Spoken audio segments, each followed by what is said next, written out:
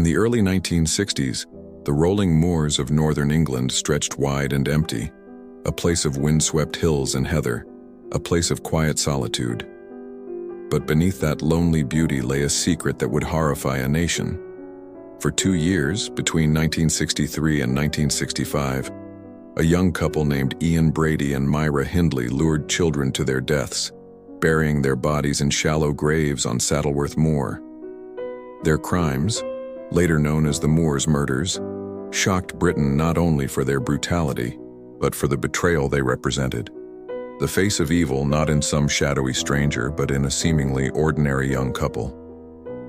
Brady and Hindley were not monsters from the pages of fiction. They were two people who fell into each other's orbit and became a vortex of cruelty, binding themselves together with fantasies of domination and murder. Their story is one of manipulation, sadism, and the destruction of innocence, and it remains one of the darkest tales in British criminal history. Ian Brady was born in 1938 in Glasgow to a single mother who struggled to provide for him. His childhood was marked by instability, poverty, and resentment. He was adopted by a foster family, but he never felt truly at home. From an early age, he displayed signs of cruelty and detachment. Teachers recalled his intelligence, but also his arrogance. By adolescence, he was fascinated with Nazi ideology, collecting books about Hitler and the SS. He read obsessively about philosophy and sadism, weaving together a worldview where power and control were the highest virtues. By the time he was in his 20s, Brady was a loner with a cold demeanor, a man who looked at others not with empathy but with contempt. Myra Hindley, born in 1942 in Manchester, grew up in a working-class family. Her father was violent, her mother overwhelmed. As a child, she was often left with relatives, shuttled between homes, seeking stability she never found. In school, she was bright but unremarkable. By her teens, she was restless, searching for purpose. When she met Ian Brady in 1961 at a chemical distribution company, where she worked as a typist and he as a clerk, her life took a dramatic turn. She was 19, impressionable, yearning for excitement. Brady was 23, aloof and intense. Myra fell under his spell. Brady introduced her to his obsessions. He gave her books about Nazi war crimes, the works of the Marquis de Sade, and writings on sadism and power. He spoke of murder not as crime but as art, as proof of superiority. Myra, captivated, began to mold herself in his image. She bleached her hair, adopting the striking look that would become infamous in photographs. Pale skin, blonde bouffant, and a cold, distant stare. She wrote in her diary about her devotion to Brady, her willingness to follow him anywhere, to do anything he asked. Together they became not just lovers but partners in crime, bound by a shared descent into darkness. Their first victim was a 16-year-old girl named Pauline Reade, a friend of Myra's younger sister. On the evening of July 12, 1963, Myra offered Pauline a ride on her motorcycle, saying they were heading to a dance. Instead, she lured Pauline to Saddleworth Moor, where Brady was waiting. There, Pauline was sexually assaulted, strangled, and buried in a shallow grave. For 2 years, her family would search desperately for her, never imagining that someone they knew, Myra, had played a part in her death. Encouraged by the thrill of their crime, Brady and Hindley escalated. In November 1963, they abducted 12-year-old John Kilbride from a market. Myra approached him, offering him a ride home and a bottle of sherry. Trusting her, the boy agreed. Instead, they drove him to the moors where he was assaulted and murdered. His body, too, was buried in the wind-swept expanse. Their methods became chillingly routine.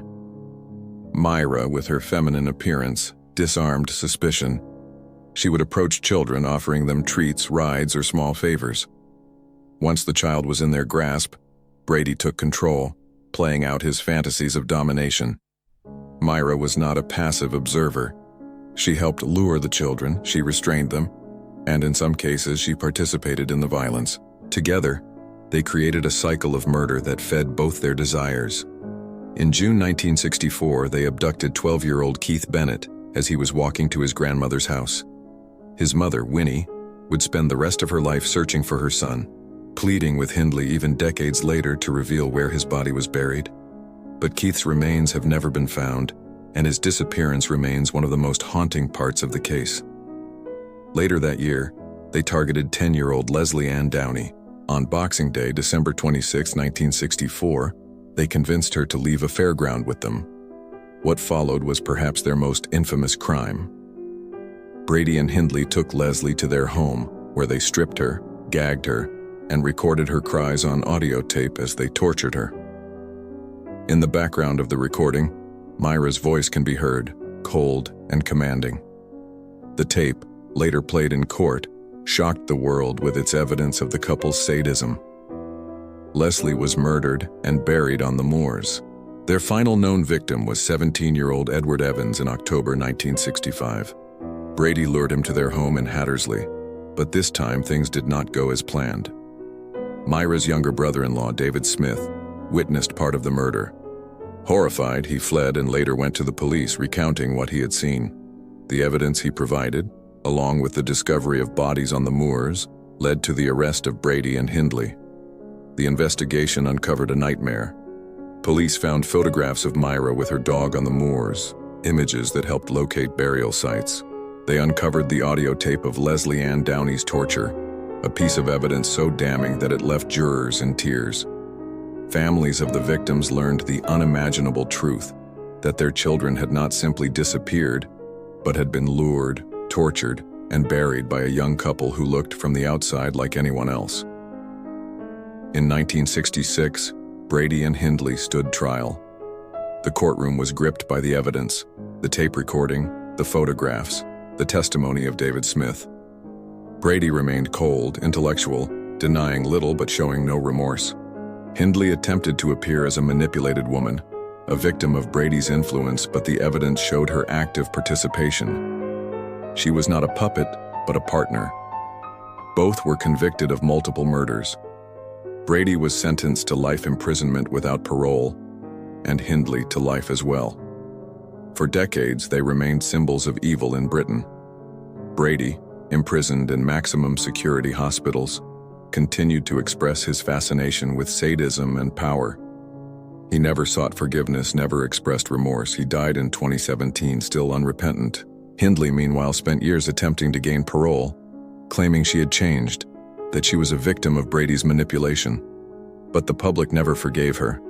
The photographs of her with blonde hair and cold eyes became iconic symbols of cruelty. She died in prison in 2002, her appeals for release denied. The Moors murders scarred Britain deeply. The case was not only about murder, but about the destruction of innocence. The victims were children: Pauline, John, Keith, Lesley Ann, Edward, each with families who never recovered from the loss. The recordings of Lesley's cries, the photographs of Myra on the moors, the testimonies of grief-stricken parents, all became part of the national memory. For years, newspapers printed Hindley's face, sparking outrage whenever parole was discussed. The word evil was attached to her name in headlines, a label she never escaped. But beyond the horror, the case raised questions that linger still. How could two ordinary young people descend into such depravity? Was Myra Hindley a victim of manipulation, or was she equally monstrous? What does it mean when love becomes a vehicle for shared cruelty? Psychologists studied the pair as an example of folie à deux, a shared psychosis where two people feed each other's madness. Brady provided the ideology, the fantasies of power and domination. Hindley provided loyalty, access, and participation. Together, they became something neither might have been alone: killers who lured children to their deaths and buried them in the moors. The moors themselves remain haunted ground. Even today, people who walk across Saddleworth Moor feel the weight of its history.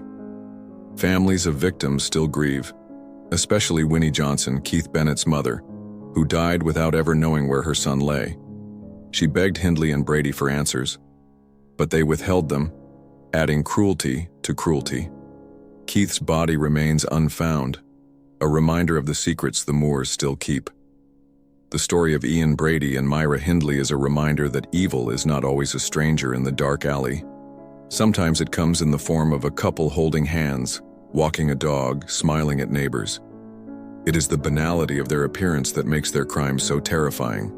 They were not outsiders, but part of the community, their faces blending into the crowd even as they plotted murder. Their crimes also remind us of the fragility of trust.